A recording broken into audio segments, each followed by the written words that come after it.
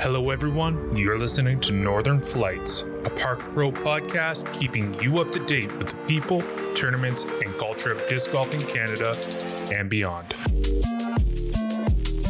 Consider becoming a Patreon today at patreon.com/parkpro. Find us on Apple, Spotify, YouTube, or wherever you get your podcasts. Today's episode is brought to you by DiscGolfPark. And now your hosts, Andre, Jesse, and Matt. What's up, everybody? You're listening to episode 12 of the Northern Flights podcast. Thank you so much for being here with us. In today's episode, we have some news and notes, and there's a lot of news and notes like we mentioned last week. I feel like there's lots then, and we didn't get to it all, and now there's even more. So we will get to as much of that as possible. We have a Las Vegas Challenge preview, and we will have some discussion revolving around, obviously, Gannon versus Prodigy. I feel like that's one that we just have to discuss. And then we will get to the comment on one of our YouTube, or one of our old podcasts about non-playing fans, because I thought it was an interesting comment, and I'd like to get your guys' takes on that. But before we get to that, this episode is brought to you by DiscGolfPark. Thank you so much to DiscGolfPark. Go check them out, DiscGolfPark.com. And boys, how's it going? How's your week? Good. Good. And you, Max? Week is very good. Good. Does that mean RV progress? Progress, for sure. Promising progress. Oh, I like that. Yeah, so part of the reason I'm not in Vegas right now, electrical issues on the RV, just not really knowing what's going on, but we've kind of made progress thinking we know exactly what's going on, which, if that's true or not, is up for debate, but hooking it up tomorrow, giving it a go, see if what we've done works. So The first step is knowing, so. we think we know. So the first step to the first step. Yes, right. So fingers crossed. But yeah, Max, we're getting afraid of cold weather disc golf. You heard it here first. Park Pro. I don't want any part of that. Any excuse to avoid snowy disc golf. I mean, it's 40 kilometer per hour wind, high of 10 for the weekend. And it's supposed to rain. Rain, probably snow. It snowed today, hailed or whatever, and like minus overnight. So Yuck. Vegas, not fun. No. But it'll be fun for I us. thought it was a desert. That's exactly why. Yeah. Because it is a desert. Oh. Right? Low humidity places don't hold heat the same way, so you get higher fluctuation in temperature. This has been a great learning moment for all of us, I think. Weather with Jesse. Yeah. I have to get like the news weather thing happen and pan off to the B camera, and I can point around what the tour weather's going to be like later Get on. a green screen. Yeah. Just watch the weather like weeks in advance. Yeah, right. And we've got a high pressure system moving towards Waco, Texas. No. Yeah. Speaking of weather, did Edmonton get a bunch of snow or? We didn't get a bunch of snow, but it is, let me just check the old watch here. Minus 25. So not optimal disc golf weather. Not optimal disc golf weather, but it is supposed to warm up for the Ice Bowl or whatever. Tundra. Oh, man, I'm playing in the tournament. Tundra Toss, I think it's called. Yeah. Our annual winter tournament, which my goal is not come in last place in MPO. So wish me luck, everybody. And to stay warm. Winning's more important. And second to winning is not losing. And then third is frostbite. Yes. That checks out. Yeah. But Cool. It's been nice. It's been too warm. It's not Edmonton winter unless it's minus 25 for an extended period of time. It is almost March.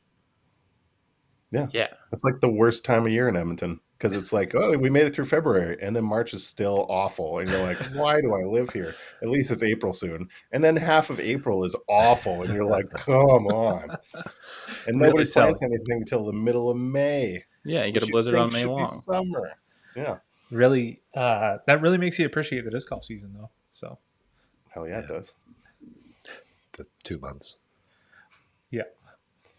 So I'm catching up on my Last of Us and Nice. Star Trek Have you Picard. watched And The Last of Us yet? I haven't even started it. I I don't haven't know. either. I'm a binger though. Like I gotta sit down and watch 2 to 3 episodes. Disgraceful, the both of you. There's Our- like 6 episodes out now. I know. Our talk about Pedro Pascal's beard disturbed me.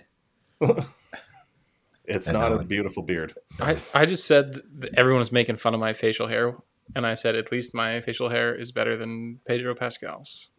I can't remember what was disturbing about that. Oh, it was just this. I didn't. Just I realized how didn't bad it off was. the top. Well, I mean, he wore a helmet in Mandalorian, so that's fair. But I just didn't associate him with having a horrible facial hair. It's like half of his charm. All right, The confidence of having such terrible facial hair and rocking. and rocking it anyway, right? Fair enough. Mhm. Yeah. Last of Us. Yeah. Awesome. Watch it. It's good. I watched my brother play the video game. I never had a PlayStation. This is all uncharted territory for me. Yeah. Oh, that's a PlayStation reference. You like that? I got your PlayStation joke. Yeah. But no, it's been really good. And I think having not played the game, I'm enjoying it more because I don't have all the spoilers pre-programmed into my head. But Yeah. I didn't watch it all the way through, so however it ends, I have no idea. And it was a long time ago. But we Disc can golf. get into some disc golf. Cool. Some news and notes. Some news and notes in Canadian disc golf. We have some Canadian news specifically. The Gold Eagle Open is officially an A tier. I saw them post that. I don't know if it was on Instagram or Facebook, but that is very exciting. is it the Gold Eagle or the Golden Eagle? It's Gold Eagle. We made that mistake. Nice.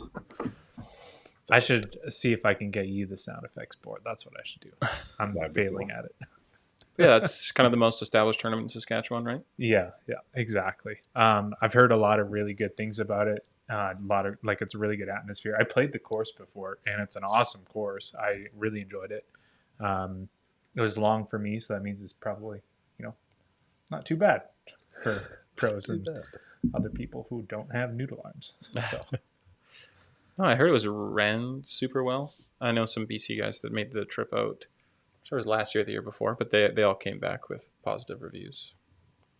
I don't have any other reason to go to Saskatchewan that I can think of, but it's definitely putting it on the map for me. yeah, good. And that one happens in September. I believe it's the 9th, 10th, 11th ish, somewhere around there. It's that weekend, second weekend of September. Cool. And then obviously some big news in Canadian disc golf. The biggest news. The biggest news is that Parked Pro announces the Canadian Disc Golf Tour.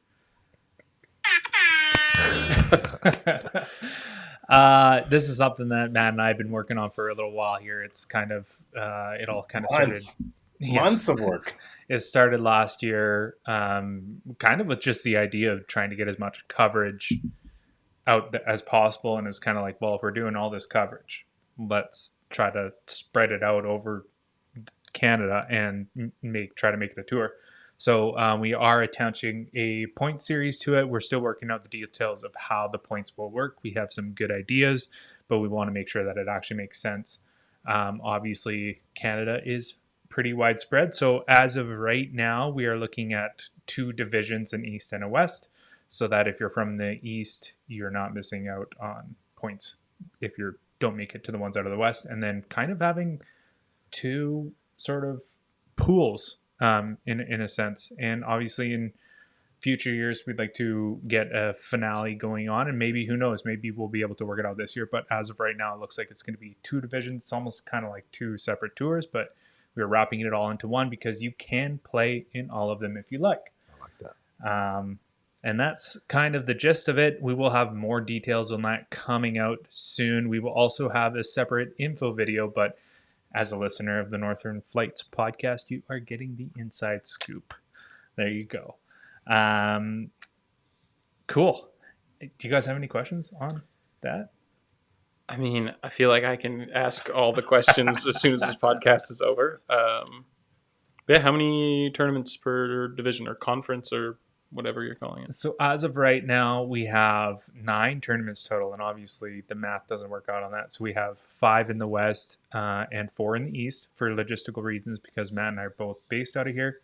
But we have one of the tournaments out East will count double the points to try to even up the points amounts that are allotted to each East and West division. So all the West boys go to that tournament in the East. Pretty much, yeah. But like I said, that's what we kind of were working on, the way that the East and the West kind of who wins what, and obviously you can't win both divisions, so it kind of will prioritize based on where you actually reside. So yeah. Canada's still sort of a regional based scene, and we definitely want to highlight the best players of each region of the country, and I think we're going to have a great time doing that, and we're going to introduce a lot of people to players that they've probably never seen before, because if you live in Alberta or BC, you probably haven't watched necessarily any coverage from Eastern Canada to know, outside of maybe the top 1 or 2 players, who those players are that are competing for wins on a regular basis in Eastern Canada, and then vice versa. For our viewers and listeners in Nova Scotia, might not know who would be on a lead card in a typical, BC A tier. So yeah, it's going to be awesome. And yeah, A tiers, B tiers, C tiers.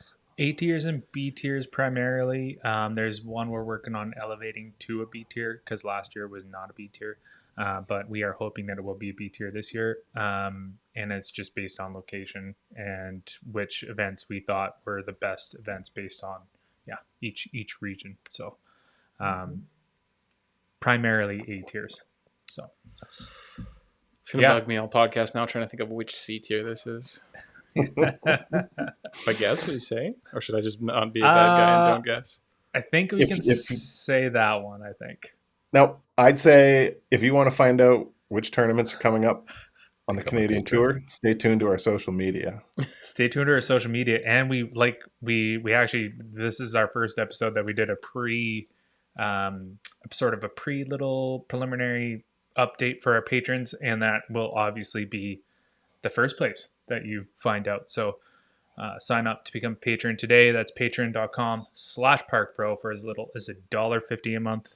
You can get the inside scoop and know that you are supporting disc golf media in Canada, including the Canadian Disc Golf Tour. So, yes, very exciting. Like we said, there's going to be a lot more information coming out as the sort of weeks roll on here. We're still crossing our I's and dotting our T's, as they say. That's what they say. Canadian Disc Golf Tour is a thing. That's awesome. Hell yeah, it's a thing. If the Patreon money is going to the tour, how are we going to afford the bubbly? Not all the patron money is going to the tour. Okay. Yeah. Save a little bubbly money. Yeah. We'll have a little that being said. Yeah, there you go. Hashtag not a sponsor. Hashtag but reach Team out. Joel Freeman. Watermelon Gang. Yeah.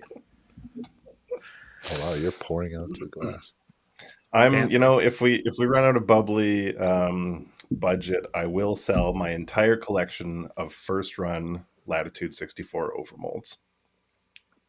There we go. That's got to buy at least a case of bubbly. I was going to say similar kind of proceeds to Patreon, like $6 for the month. We have another new patron. Nice. Christy Shields signed up. Christy Shields. Shout out to Christy. Christy has been a long time supporter of Park Pro pretty much ever since we started. She's been helping me out. We've helped her run and capture her events. Very involved in women's disc golf down in Cranbrook and across BC. So very excited to have her support, and we are very excited to support her in her endeavors as well. So definitely look forward. While we're on that note, the Women's Crush is in Kamloops this year. It's a B tier event. Last year was the first B tier plus event, women's only B tier, since 2006. And that was put on by Carrie Neal. And Carrie Neal is running this year's version of the Crush. So it's hopefully going to become an annual thing in Canada, and it will kind of move around mostly probably Western Canada to start, and then who knows where it goes from there. So, and it was very well received last year. So, yeah, very excited for women's disc golf in Canada. I think it's only going to get better as the years go by. So, and anything that we can do to promote that and help that out is obviously great. So. Yeah, I was down for the last one helping caddy and do some officiating and stuff. And yeah, it's exciting because I think they might get even better attendance being just a little closer to the lower mainland and a bigger player base. Totally. Can't wait to see what Kerry does with it this year. Yeah. Cool. And speaking of Kamloops, the TCO is the first event. We've announced that is the first event on the Canadian Disc Golf Tour that will take place May 5th to 7th. Obviously, that is the sort of the tournament that we did coverage for last year, one of the first ones that we did. And so if you haven't checked that out, check it out on our YouTube channel, Park Pro, and definitely worth a watch. If you want to get a vibe for kind of the Park Pro brand, we've updated a lot of our graphics packages and updated our sort of our operating procedures to try to get the stuff out as fast as we can. And so things will look a little bit different, but that is a good way to sort of get introduced into our coverage. And yeah, it's only going to get better as the year goes by as well. So, and I believe TCO, the registration, I checked it yesterday. It was, I think it's about 400, just under. Yeah, it wasn't quite full up, but it was very close. We're just going to pull it up here. 364. So I think there's still spots available. Definitely go sign up, especially now that you know that it is part of the Canadian Disc Golf Tour. So, any big names? Thomas Gilbert will be there. Yeah. Also, Jesse Tomatoes. Yes, Sandbagger. Yes, a tomati. 9:30 playing MPO at an A tier. It's pretty sweet. Welcome. Played MPO all last season other than Nationals as well. And podiumed. All right, get out of here. Yeah, You'll sign always up be a for side MPO player. and getting around with Thomas Gilbert and Jesse Tamalti. Probably not on the same card, but Hey, I'll feature card. be you're- much if you're more a fan of accessible both of for them. autographs than Feature Thomas, so come see me. Park Pro, get that feature card. Yeah. You'll see how good I do on feature cards when this Lethbridge coverage comes out. Maybe we don't want you on feature. Yeah. On the FPO side, I think it's going to be cool. This is a name I haven't seen for a while. Brianna Ainsley is coming back out west. I know she was originally from here and then she moved out, I believe, to Ontario. So she's coming back for this one.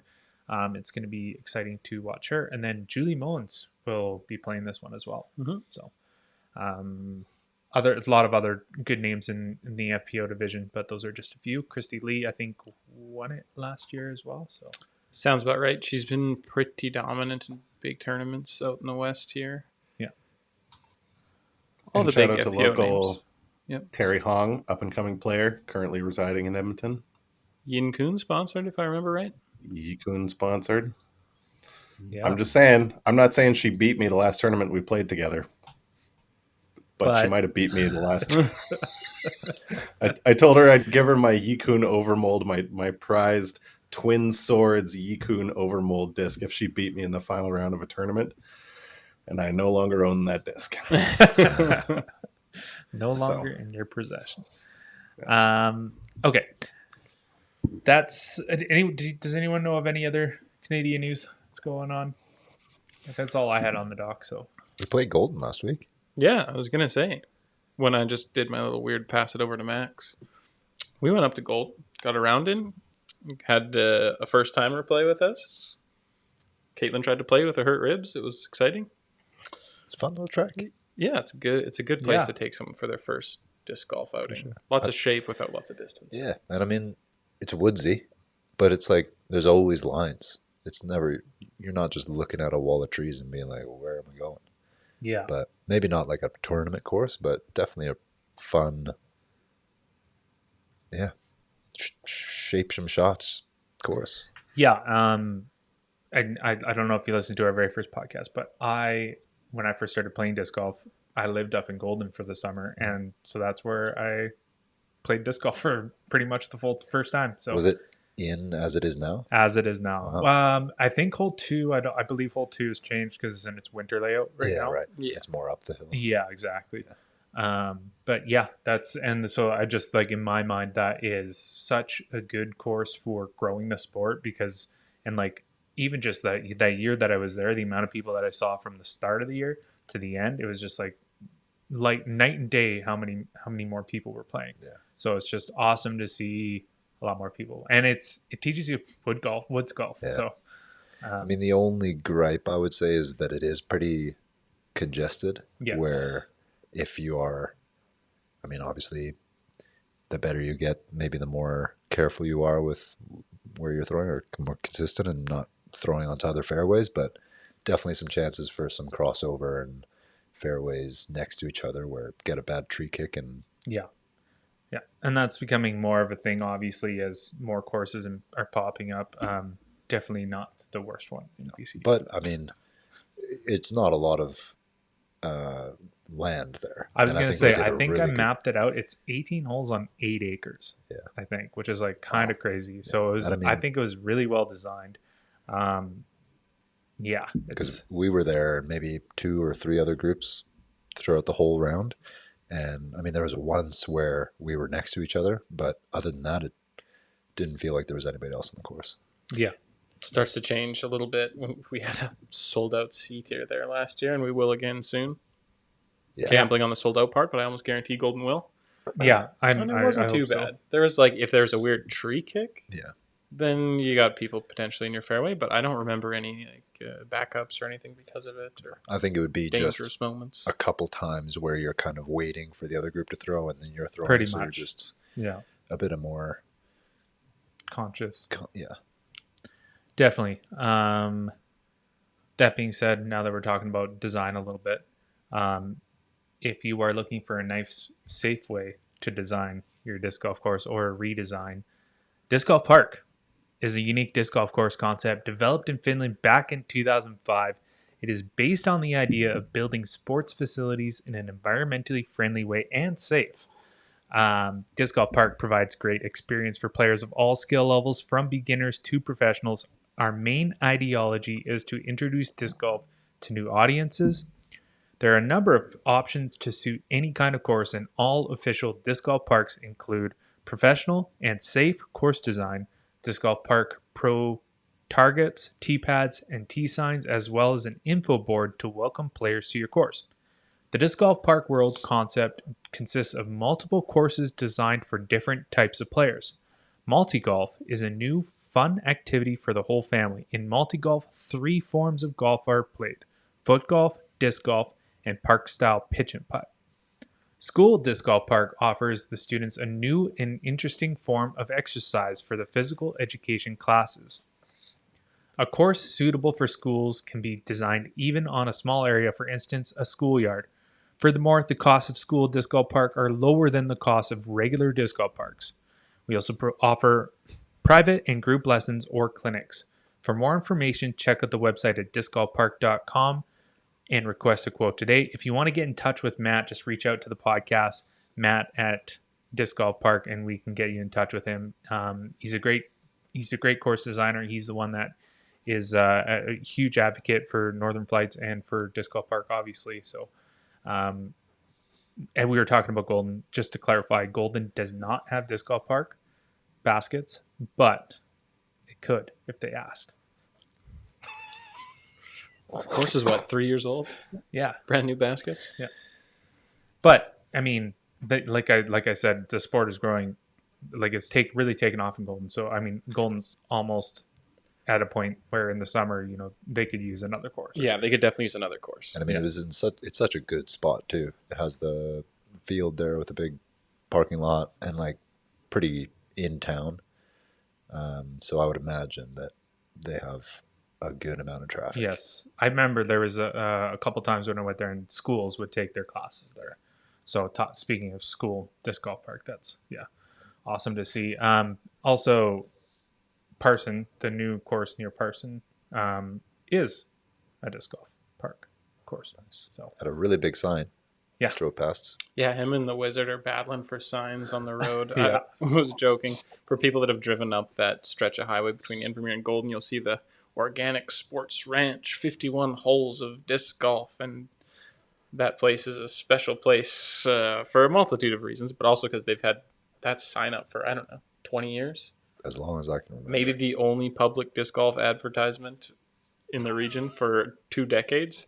And So- probably like solely responsible for 90% of the people around here who has Totally. never heard of disc golf. That's their knowledge Yeah. of disc golf is that I sign. saw Yeah. that sign. Yeah, totally. And now this new course, they're having a little contest, I think, because his sign is just as big as that one, and it's Isn't- only 10 minutes Is up it the an road. old satellite dish? Yeah, That's it's what it something looks like like. that. Maybe that's supposed to look like a disc. Yeah. Now that you say it, probably. But it was definitely a weird shape and said disc golf on it. So I Yeah. like it. Fits the bill. That will, fingers crossed, if everything works out, that is planned to be part of the restaurating series as well. So that will be my first time playing it, hopefully, if my elbow allows me to. But yeah, looking forward to checking out that property, and always looking forward to playing Matt's courses. So You're actually getting a break from TDing. You're playing that in the Rocket Bear? Are you planning on playing and TDing the other events as well? it depends on how many people sign up. Mm. And yeah, that's pretty much what it comes down to. I did last year, and it was a lot. I'd be happy to sit out of Golden if you want to play. Maybe. Yeah, cool. DiscGolfPark, check them out. So, the big news: Prodigy sues Gannon Buhr. Dun, dun, dun. It was bound to happen. Yeah, I don't even where do we start? Not a good situation. No, I There's mean, no winners coming out of this no. period. like I can see where this benefits disc golf in a whole, where players are protecting themselves more and contracts are being more black and white, because obviously there was a lot of gray area that whether it was Gannon or Prodigy, it wasn't black and white what was obligated in his contract, because for him to think that he could leave and to just list these 5 things that he thought Prodigy didn't live up to, that he thought were part of his contract, and Prodigy quickly saying, okay, we'll pay you the $500 bonus that we didn't pay you. The rest of them aren't actually in your contract. I mean, a lot of disc golf contracts in the past have been just handshake deals written on a restaurant napkin. But at this point, you have to be you have to know what's in your contract and know what's what you can do. I mean, a lot of people have been leaving their contracts early. Ricky, Chris Dickerson, Simon now. And I mean, with Simon, very public $1 million buyout. And that obviously was in his contract, that Simon knew, if I'm going to leave this contract, I have to have somebody that's going to pay $1 million for me to do that. Before we get too deep into this, let's just break this down for a second as far as the timeline goes. We are going to assume that some of our listeners don't watch a lot of disc golf. Maybe not. Maybe they watch a little bit. Gannon Buhr, he's a 17-year-old phenom. He's quickly rise through the ranks. He won USDGC last year, and I believe it was, I could be wrong, but I believe it was either a year or 2 ago that he signed a new contract with Prodigy, and that is this current contract that he is now breaking. Yep. And yeah, so Gannon Buhr, yeah, I don't know. I don't even know where he's been with Prodigy for, I think he said since he was 13. Yeah. Since he was Something half like of that. his height, I think. Yeah. That first Junior Worlds run, I think. Yeah.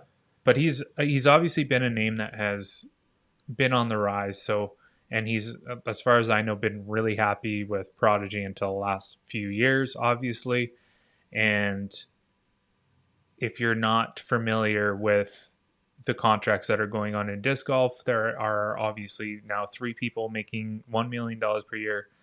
And with Gannon's rise, one can assume that he thinks that he is maybe not worth $1 million, but he's worth more than he was getting paid, and therefore he announced his departure. And then it came out that he in the legal documents, they weren't leaked because I guess they're public knowledge, but he gave Prodigy the list of 5 things that that they needed to rectify, essentially, and there's basically a 30-day grace period that Prodigy has to rectify those things. Prodigy believes they rectified everything in the contract, and Gannon and hopefully his legal representation believe that they didn't. So Gannon, right before All Stars, announced that he was leaving Prodigy. Prodigy then, a couple days later, announces that no one announces it, but they then file a lawsuit against Gannon for damages. So that is sort of the lay of the land. Jesse, what do you think? I went deep on this one. I have a lawyer at home. It was getting fun in my living room for a while there. So Gannon states 5 breaches of his contract from Prodigy's end. Prodigy says that 4 out of the 5 aren't actually in his contract, so they're not breaches. They cure the 1 damage, which is the bonuses Max was talking about. Go back. And Prodigy's, so that the initial contact was from Gannon and his mother, which is his guardian and co-signatory of all his contracts. Prodigy's response came directly from their attorney, not from the company. The attorney essentially stated one very specific thing that I found interesting is that they said they'd cured these breaches, these other things weren't breaches, and that they wouldn't go into the details on certain aspects as to not sour the relationship with the kind of aggressive take they're going to put on it, which, as far as I know, is a deflection tactic, so they don't have to address those issues, namely the quality of Prodigy's discs being poor. I know, but that is the one thing they scoot around, and it's one thing that Gannon cites. Gannon's lawyer comes back saying that, no, these are breaches, and that the 30 days to cure has gone by. They haven't been cured, and that the contract is essentially null now. Another key aspect there is that in the contract, Prodigy had a period of 180 days from end of contract where Gannon was supposed to supply Prodigy with any competing offers from other companies so that they could potentially counter offer to the same amount. However, Gannon's attorney said that because that is part of the contract and the contract is now void, they can't enforce that 180-day claim because all this has to be around another company chasing Gannon for more money. Prodigy launches their official lawsuit and also files a restraining order and injunction, which means that Gannon cannot speak to other companies about deals without essentially breaking the law, violating the injunction. It's kind of where it sits right now without getting the paperwork out, but it is interesting. There's the statements in the lawsuit said that Prodigy could lose $1.5 million in sales, and they filed for, I don't know what the actual terminology. Defamation? No. Well, that's what that would be. Okay. But essentially, they got the fast shipping on this bad boy. They paid for Amazon Prime on the hearing because they think that the longer this goes on, the more damages happen to Prodigy's reputation. So this will be going down right in front of us ASAP. March 3rd, I think. Yeah, which in the legal world is crazy. Super fast. But obviously this needs to be resolved as soon as possible because it's already bad for both sides. And double bad for Prodigy. Prodigy doesn't come out of this looking good. No, this is a lose-lose for Prodigy. And Gannon, you have to think that he has another deal on the table waiting for him. So when this does get resolved, he can just change gears and start on his new chapter. But this is worrying. Yes. This obviously was an oversight on his side that he thought he could get away with this scot-free. Obviously, there was a lot going on, so drama doesn't usually lead to good decisions. But it's just hard where we're in a sport where so many contracts have been so gray area, not like they just don't seem real. I mean, Mhm. even when we get our emails, it's like, is this a contract or is this just a like? It doesn't seem real. Yeah. And I think going forward, it's going to be a lot different. But yeah, I think Gannon just saw all these other people leave early, thought he could get away with it. Mhm. And I mean, he did have a remarkable season, and he's worth as much as a lot of the guys at the top. Mhm. And but you're 17, you had 1 year left on your deal. You should have stuck it out. Like this, yeah, this can't come off well on his side. So there's interesting things about that, and I won't be able to cite it properly, so this is just my memory and understanding of it. But at least under Georgia state law and much of the laws of the U.S. and Canada, black and white contracts don't exist like we'd want them to, because as soon as they've made an agreement, like in Gannon's case, he wanted a Rookie of the Year disc. He says it was promised to him. Prodigy says it's not in your contract. As soon as you make an agreement, they consider that agreement, whether it just be text messages or what have you, to have actually altered the context of his contract. So whether we have super airtight contracts in the future or not, if we're making side deals with our bosses and doing things like that, they can be legally binding agreements, even if it's just, hey, can you pay for my gas to get to the next tournament or whatever? Yeah. But I think the biggest thing is getting out of contracts. The way you like, there has to be clauses to whether or not, if it's going well, there's opportunities to renegotiate or restructure your contract. And obviously with extensions and all that, that's happening and is a part of disc golf already. But what hasn't, like, Simon is the first instance that we saw like a clean break. Yeah. Where, and I mean, obviously Discmania didn't want that, but there was obviously something in Simon's contract that said $1 million and you're free. Allegedly 1 million. Fair. But all right, we'll take it as it is.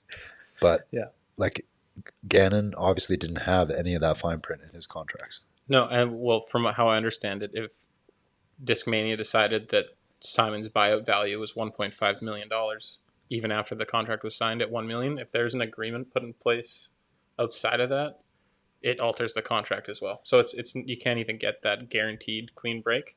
Discmania could say it's $1 million, and that was based on sales numbers from 2016 when we signed this, and now his value is actually here, and they could make an argument. So whether they side one direction or other, who knows? On that note, though, with the whole like sort of making side deals with your bosses and stuff, I believe I've been listening to a lot of podcasts about this, and on one of the podcasts, I think it might have been the Nick and Matt show where they actually had a lawyer come on, Disc Golf law or something like that, or law.disc golf. I don't know. He's got a YouTube channel and stuff, but he came on. He said that it just so happens that in the state of Georgia and in a lot of states that text messages and emails are not admissible in court.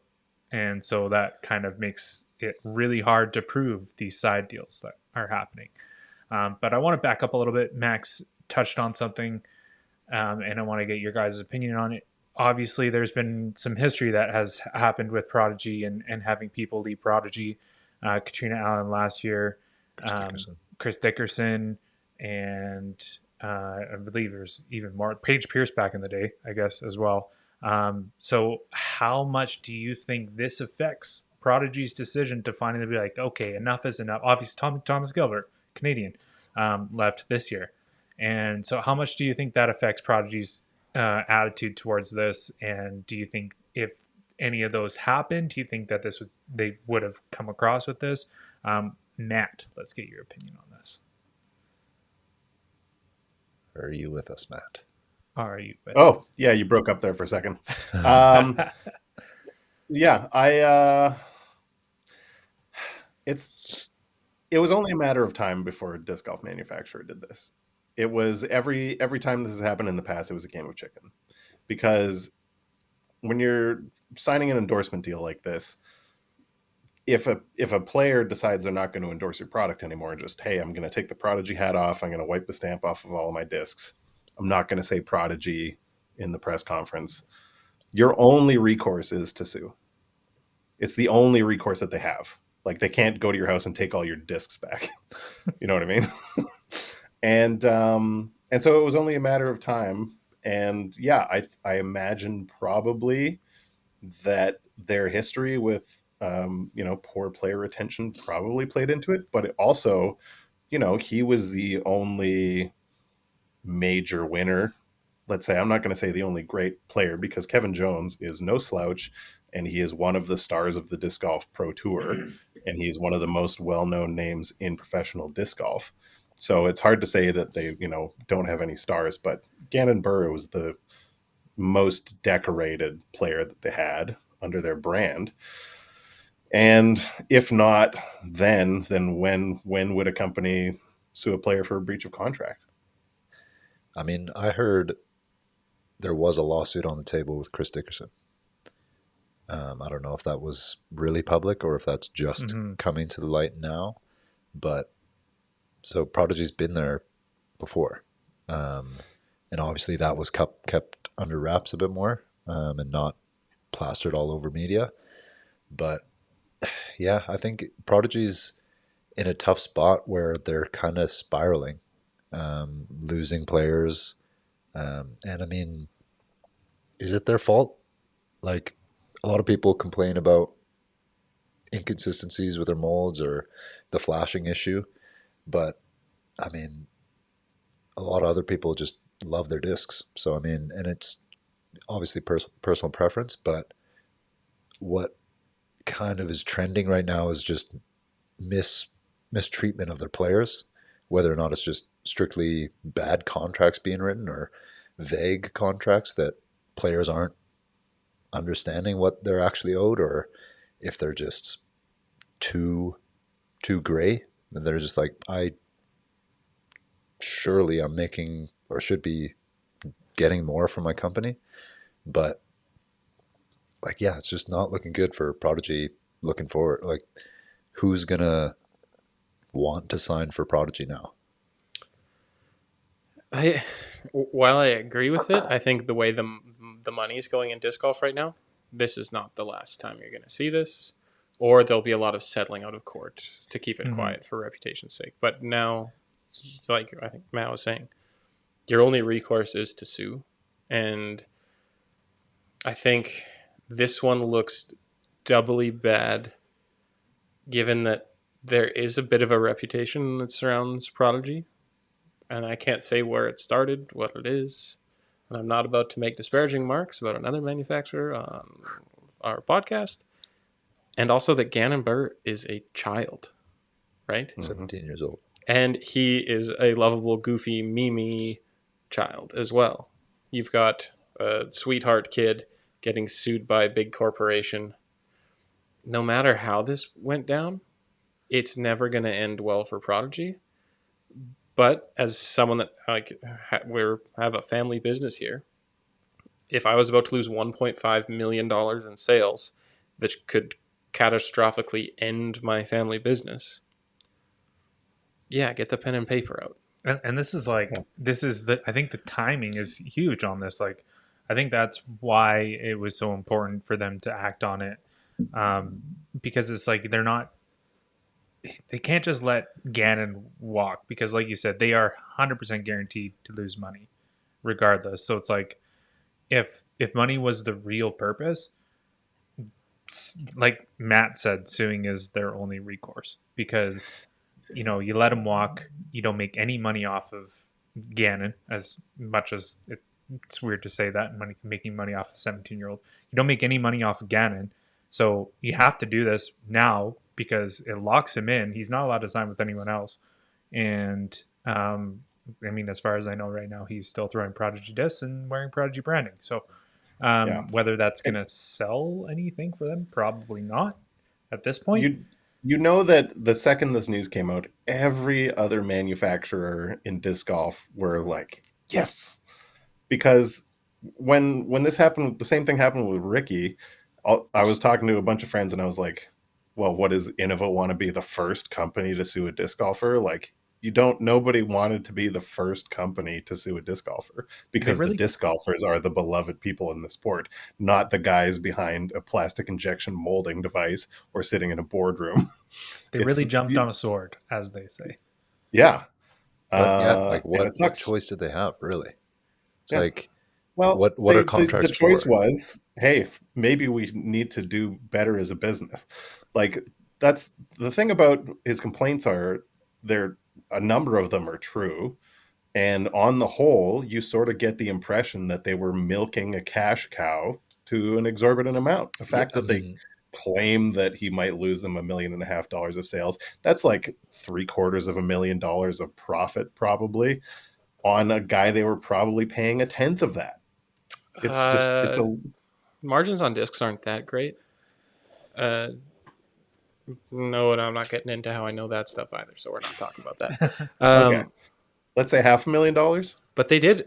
People forget that they offered to quadruple his contract in a renegotiation. Yeah. After he said he was going to leave the contract. No, before he said he was going to leave, as far as I know. That's not the impression that I got. During his the impression I got was that he's like, okay, we're out of here. We want to sign somewhere else. And they're like, okay, we'll pay you more. Which is not the time to do that if you're trying to retain your spokesperson for your company. But you're also not supposed to leave your contract early. Like, you have 1 year left. Like, this is valid in every sport.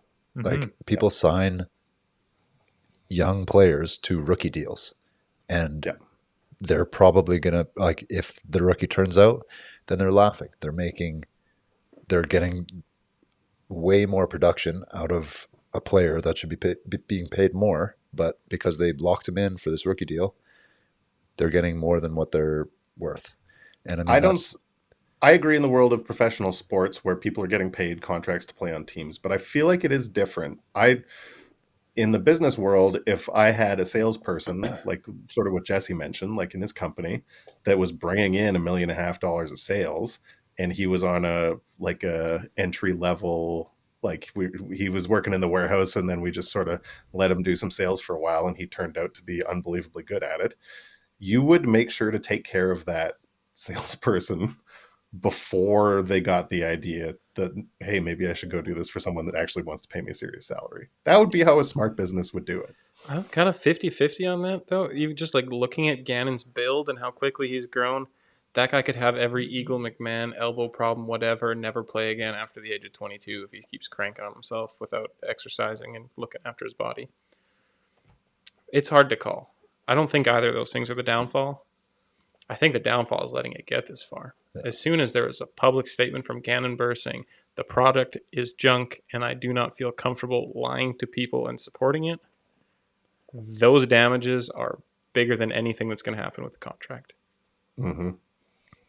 Yep. Yeah. So, I mean, whether or not Gannon and Prodigy lost their communication, where somewhere down the line, Gannon was like, I'm not getting listened to, so I'm not voicing my opinion, or if Prodigy's just straight up wasn't paying attention to what it's just right now in the sport, communication between you and your player is very big. Like, it's very important. Huge. And for a player, you notice it right away when somebody's taking care of you and somebody's there answering your emails, answering your texts, and you just feel welcome. Like, when you don't get that, it's just like, what am I here for? Like, why do I continue to do what I do if I'm not getting anything in return? And that's surely what Gannon felt at some point, and he was just like, yeah, let's Totally. go.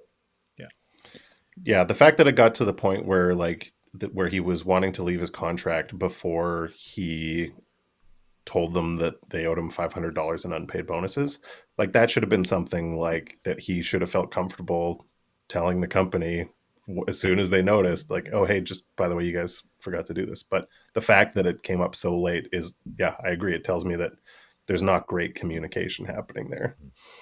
So, question: what do you think the $500 bonus was for? They said it was for his DGPT ranking finish and his player rating growth or something like that. Okay. So surely just a bonus structure that Yeah. added up to $500. And I mean, you look at it and it's like, he's probably complaining about a lot more money than $500, but it's just things that get annoying when you're having a year like that and you're not getting, nobody's paying attention. Yeah. Like, Mhm. I'm sure Prodigy was blasting out media about it and not paying a $500 bonus. Yeah. Mhm. Yeah, in the business world, not because I don't exactly have a contract where I'm raking in money, but like if you have to ask to get paid, and it's just like, hey, I'll pay you on Tuesday or the 15th of every month you get paid or the whatever, and you ask again and you ask a third time, it goes really quick from like, oh, they probably forgot to like, heck you, buddy. This is just undue stress on me. And you're not It's like holding up the your end of number the one way to engender bad feelings towards your employer.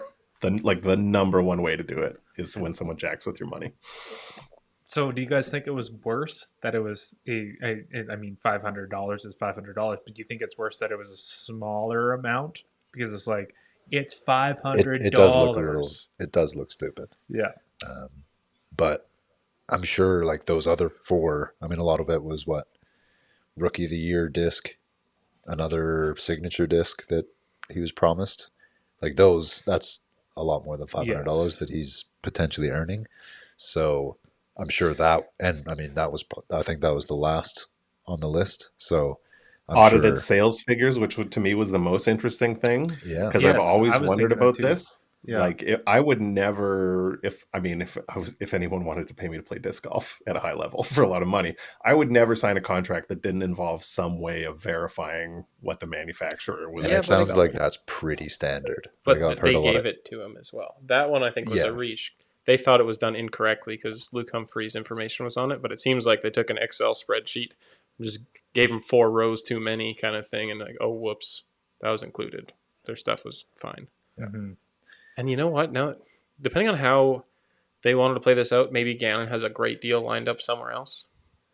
Maybe he didn't mention the $500 thing, because the more issues you can throw on that by the end of the year, right? If we're talking about 10 grand in signature disc discs sales or, stuff, that's a big deal. But if you want to add another line item when it's only $500, which doesn't get Max's RV over the border, it's a good way to add another breach without having it affect your personal income too badly. And on that note, Prodigy in the suit was quoting social media posts and Reddit posts about to prove that they had reputational damage, Yeah. Which is a bit of a reach.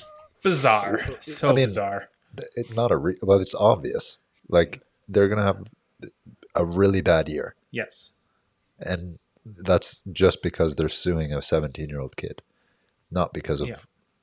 Exactly. what Gannon has said about like it's just I think they're both bad. I think it was Yeah. a little short sighted that they did it because they just probably, I don't think they understood the repercussions of the how it looks. But I also think it needed to happen, and it's unfortunate that it's Gannon and Prodigy. I think. I mean, it's going to happen to someone, so it's always going to be unfortunate. But it's just a bad situation all around. One interesting thing that was brought up on the Nick Command show that I thought was really kind of funny is he thinks that the lawyer thinks that Prodigy is primed to sell at this point. So if you're a big manufacturer, you're looking at Prodigy being like, maybe we can acquire Prodigy. Lone Star. Lone Star world domination. Buy everything. Maybe they already have Gannon. It'd be interesting. Also, we should probably mention, like, most of this is just relevant in North America, and they have a huge presence in Europe where they're wildly successful and have arguably one of the top 3 most popular European players, I would say. Is that fair? Yeah. Yeah. And probably Vina, Seppo, like they have Seppo don't play no disc golf, bud. But I mean, his YouTube channel. Is he still going on YouTube? Yeah. It doesn't matter. It's still has 100,000 subscribers. I don't know how many, but I mean, Vina's definitely like 60,000. And I mean, just to have that stronghold, I mean, they're not the only ones in Europe, but they have a much bigger chunk of Europe than they do of America. Mm-hmm. Yeah, it'll be interesting to see if that impacts or if it starts to become its own entity. Yeah, I think they are probably still doing fine on a global scale, and they're also manufacturing discs out of China and pushing those and making an extra, couple of bucks at every one of those discs they sell. So as a business, I'm sure they're probably still doing okay. Could be. Yeah, their brand value in North America is not at an all-time high right now. No. And I'll also say, like, even though their molds are wildly inconsistent, that I 100% agree with that, and their flashing is the worst of all the major manufacturers, it's not that big a deal. You get a disc and you learn it, and you also like sand off the flashing in 2 seconds. It's like, and Gannon, he won the USDGC with their discs. Like, there can't be anything really wrong with them. But yeah, at this point, I think they just realized that the Bandit has been ripped off, and the interesting thing to me was the claim of $1.5 million of sales that they might lose, because at this point all they have left is to negotiate a buyout from another manufacturer through Gannon and his family. Essentially, they're going to bracket an indirect negotiation and say, hey, this is how much money we're going to lose. So that's kind of where we feel like we should be settled out at if you guys want to make this go away. This is a buyout the hard way. Yeah. And that's what I was going to say. This is how I think it shakes out. If Prodigy's real salty, they're going to sue Gannon and his mom for damages because of their reputation hit from him saying the product's inferior, yada, yada, yada. And the buyout's going to be a form of Gannon's new sponsor paying whatever the damages that are awarded are. Yeah. Like, okay, you lost $800,000 and stuff. Johnny's Disc Golf Store comes up. Here's your $800,000. Sorry, Gannon, you don't get a signing bonus because I just went to deal with your stuff over there. Here's your new contract. It's water under the bridge. And then Prodigy has some money to throw at another player to take up the team. So, and if that team is Discmania, then MVP will have indirectly paid the Prodigy brand. Yes. So it's probably hundreds of thousands of dollars. One last thing on this whole situation. I just want you guys to give your opinion on what this looks like for the future for Gannon and Prodigy. I mean, we kind of touched on Prodigy a little bit, but let's just say a year from now, are we talking about this still? Is this precedent for other companies in the future? Obviously, we talked about how people are going to, companies and players are going to make sure that all of their contracts are on the up and up. But in a year, are we going to be talking about this? I think there's potential you'll be talking about it. I think it'll have taught a lot of people that you should settle out of court because like the reputation damage on both ends and the money you could be giving to each other to settle out is now going to lawyers. This is not going to be cheap for anybody in legal fees. Play nice, deal with it in your, own way, what have you, because people are going to protect their assets. And I think that's always going to be the case.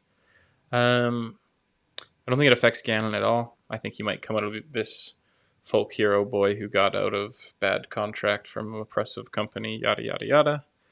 If this happens again with Gannon publicly, sponsors are going to definitely look the other way for a while.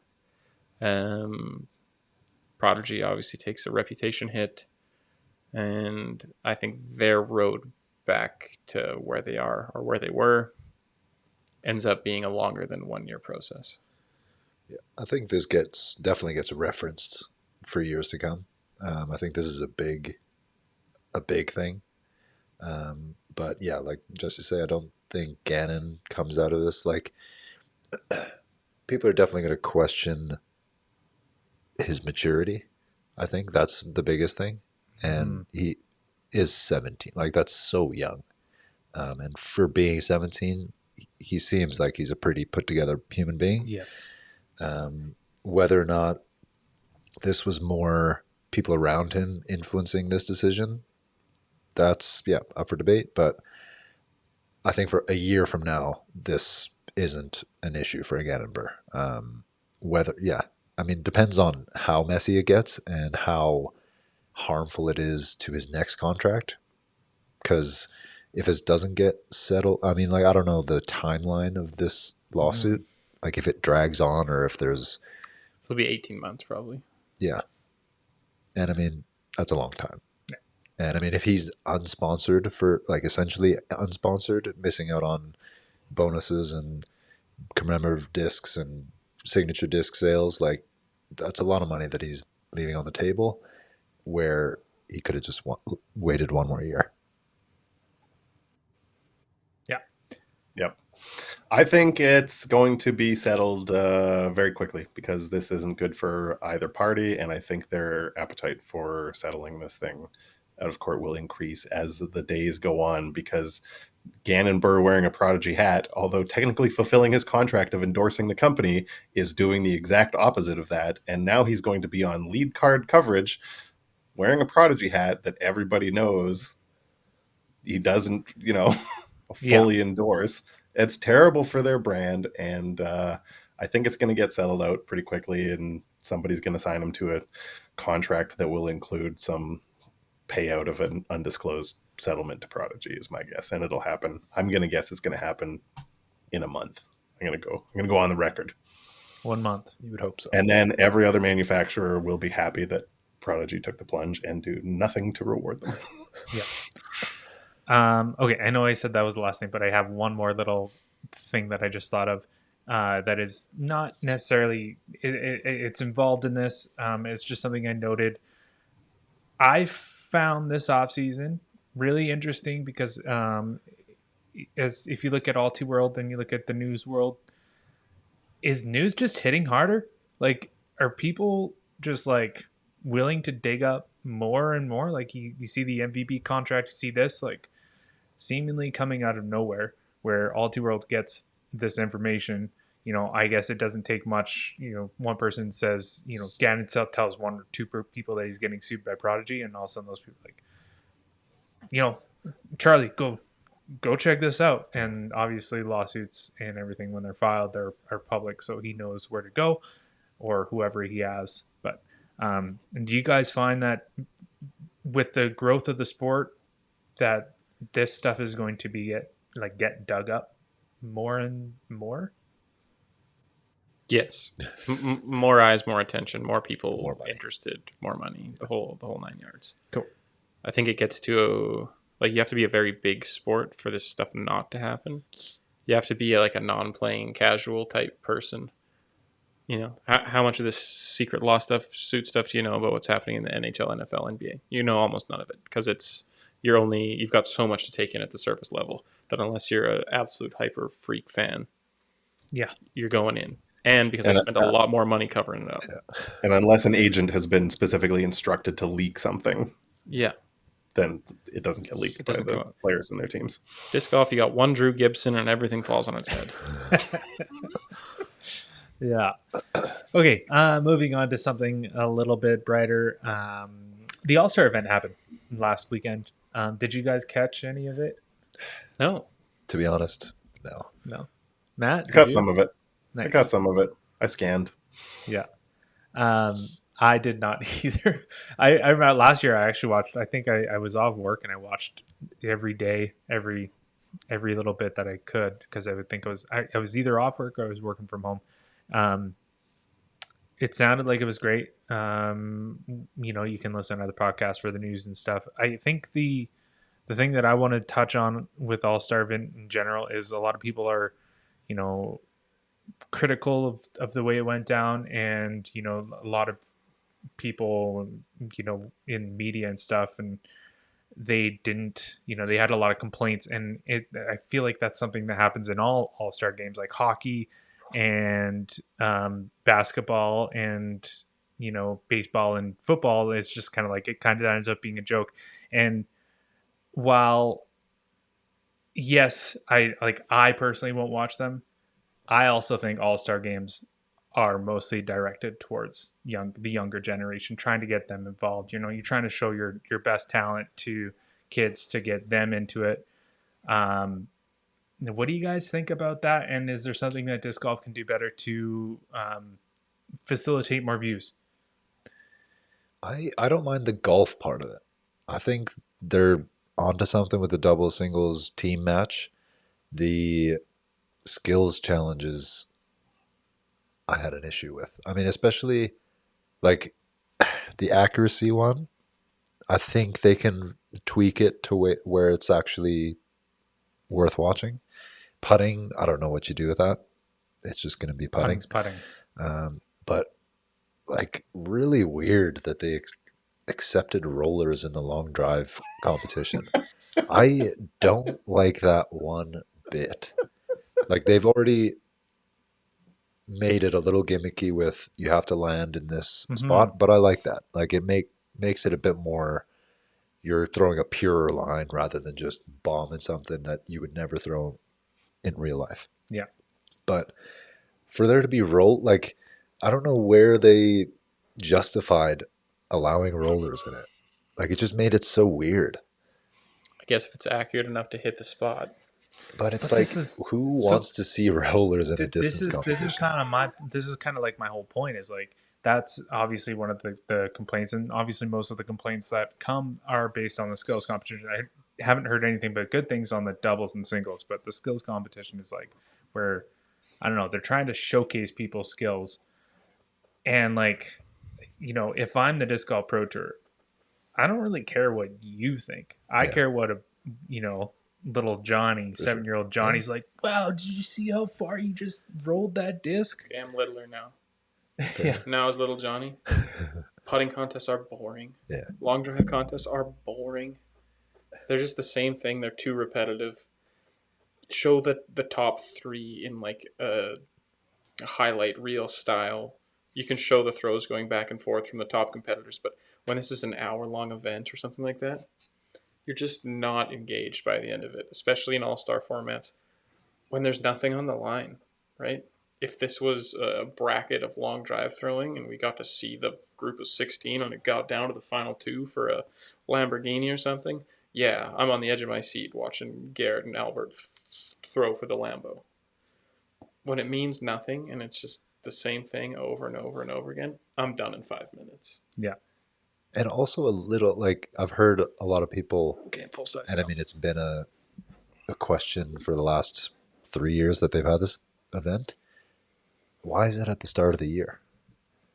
Nobody really cares at the start of the year. Like, it is nice because you can kind of see the top pros at the start of, like, early. Yeah. But it's a weird ask. And I mean, was it last year that, like, Paul, Ricky, a lot of the top guys weren't there? So it was just like, is this really an all-star event if the top three guys aren't there? I think it's yes, I agree. It should be in the middle. Every other sport has it in the middle because you want the players that are playing good that season, right? You get all these people that are putting in all the off-season work, and all of a sudden you have, no offense to her, but Alexis Montejano is like one of the names that I heard pop up more, and she's getting hyped a lot because how she played at the All-Star Tour or All-Star event, and you heard her name a lot through the season last year, but like she didn't win any major events or anything like that. And as far as I know, I put that little caveat on. I don't think she did. And I mean, I think she was a replacement for her sister. like an injury replacement. Yes, you're right. But She did win the overall putting. She beat all the MPO guys too. and that's the thing. Like she really shined in this weekend because And I'm all for that, but let her play out the start of the season, get all that hype, and then qualify for the All-Stars. no, it should be a showcase of because it's weird to just have it 4 months after the end of the season. Yeah. So it's just like I do get it. I do get why they do it. It's a little warm up. It's a little like they get to work out all their camera kinks. They get to work out like all the get back into the swing of things after the off season. So I don't know if it should be called an all-star event then. Yeah. Like just call it like a why don't this is my thought. Why don't they switch the match play and this event? Put a little match play event at the start. Yeah. I like that. And like honestly, Just with Vegas, like if there's Just ever a place that listener was of the easy to podcast. work out, like camera kinks and stuff, that's not a hard course to film. Everything's been like super established for forever. They even do a long drive comp there.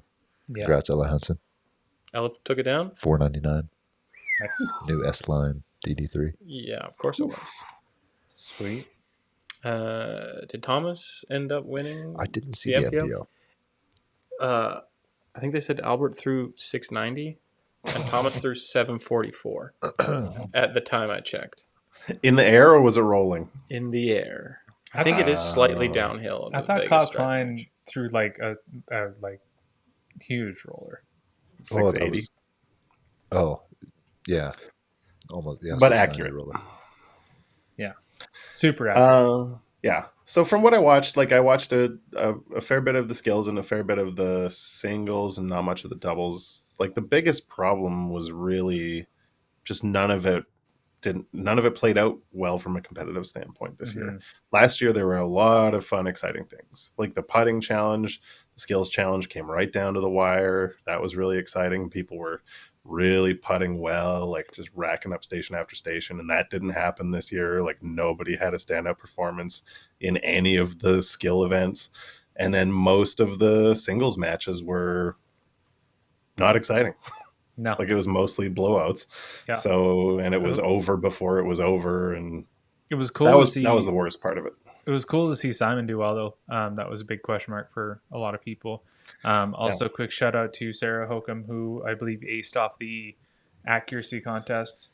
If anyone is interested in trading for her in our fantasy disc golf, she is available for trade. Free agent. Yeah. Or is it on your roster? Yeah, she's on my roster. Okay.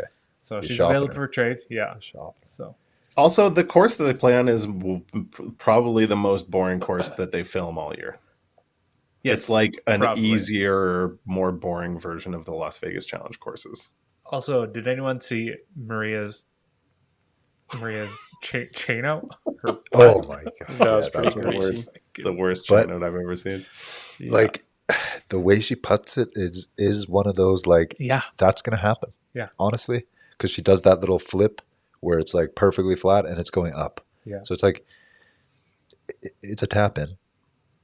Don't get cute with it, yeah, but it is bad. Like it is so short and so nonchalant. Just toss Yeah. it in there, hard of the chains, and just teeter totters on the rim. And Probably a foot away from being able to drop it in. yeah, no, she probably could have reached. If she leaned over a little bit, she probably could have just dropped it in. That happens to me too. I hate heavy chain baskets for it. Those are good baskets though. The chain stars. The Chain Star Pro. Yeah. I don't think they exist in the country No. here. But they do kind of have that like where the group of chains kind of move as one because they're like three Three rings. Yeah. They're Three kind of, tiers of chains. Yeah. and I could see how that like just that action on the chains would be Detrimental. spit out Yeah. prone. But Simon looked good. looked great. Looked very good. Yeah, Knows how to throw a disc. Knows how to putt. Hot round on the singles. 100% C1X. He was Yeah. worried about his putting from the vlog I saw. And worried about the distance driver. Wasn't an issue. Yeah, like that fine with both. 360. That's, like I said, I didn't see anything other than a couple clips on Instagram. That 360 was like 100 feet past the next guy. Cool. All-Star event. Looking forward to it next year, I think. If they make some changes, possibly. But like I said, I feel like those things are catered towards more growing the sport, getting people interested in, and like I watched highlights from it. That's, I think, a lot of the good stuff that comes out of it. So, moving on, we have the Las Vegas Challenge is happening this week. I believe it starts tomorrow. Tomorrow. Yeah. You would know you were supposed to go there, but you are not. Windy and cold. Yes. Does not look like a lot of fun.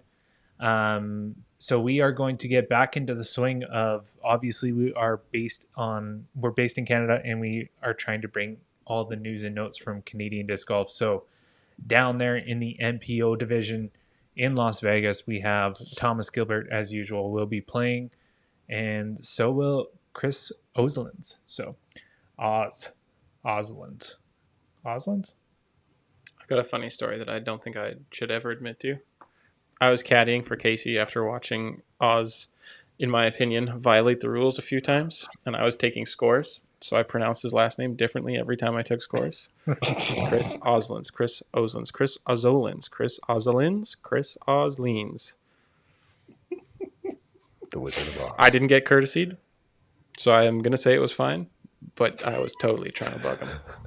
Well, Oz is definitely a listener to the podcast. So Yeah, he'll that's let us fine. know. He'll probably chirp you back. Oh, wait. Channel I favorite. can go all day on that one. Yeah. So yeah, those are two Canadians playing down there in the NPO. In the FPO, Chantel Budinsky is down there going to play. I think she's actually going to hit up quite a few tournaments this year, so I'm excited to see how well she does down there. Isn't that Miss Frisbee on YouTube? I believe that and is, yeah. other social platforms? She has a pretty big following on social media. Still with Prodigy. Yeah, Prodigy. Yes, Prodigy. Yeah. Shout out Prodigy. Taking Gannon's money when he's gone. Yeah. Signature D1 coming to your bag soon. He said he was going to be throwing This is just Aside. another note on Yeah. Prodigy's fluctuation in their molds. He's saying he's throwing a lot of stable D3s out there Yeah, because the D1s are too fluffy. on LVC. How is D2s and D1s? No, he's picking stable D3s for a windy Las Vegas tournament. There's a specific run. I think they're called the Bowling Green D3s. And they're the most overstable distance driver since the X1 came out. Insane today.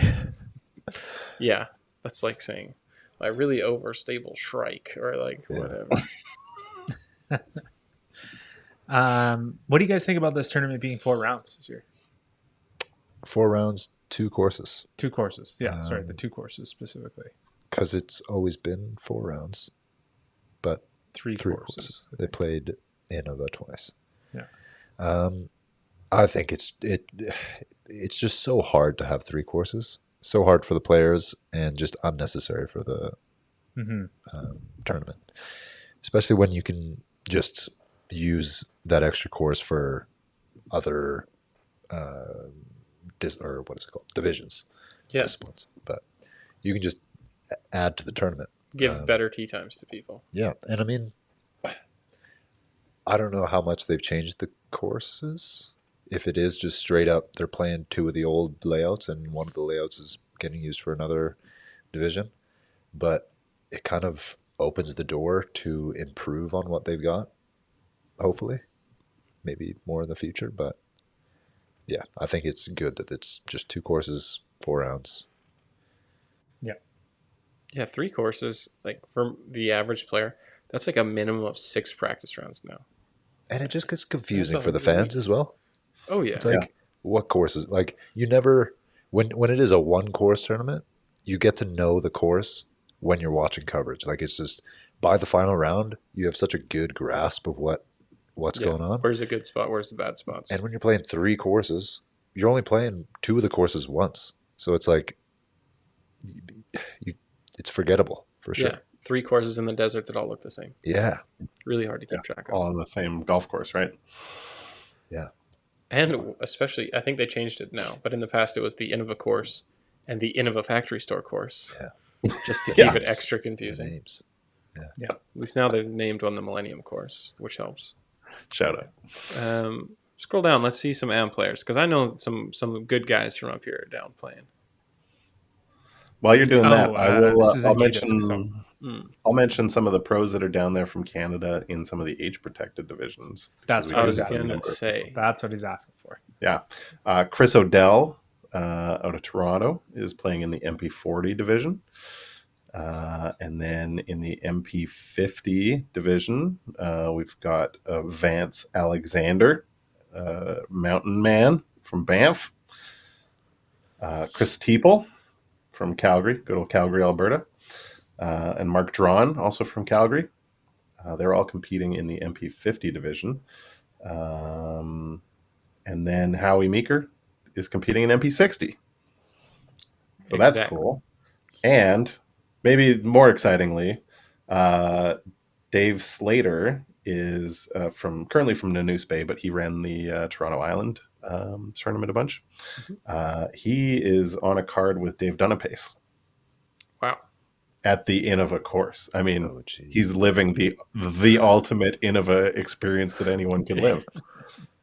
So I hope he's got his old Innova discs in his bag with him. Yeah, shout out to those guys.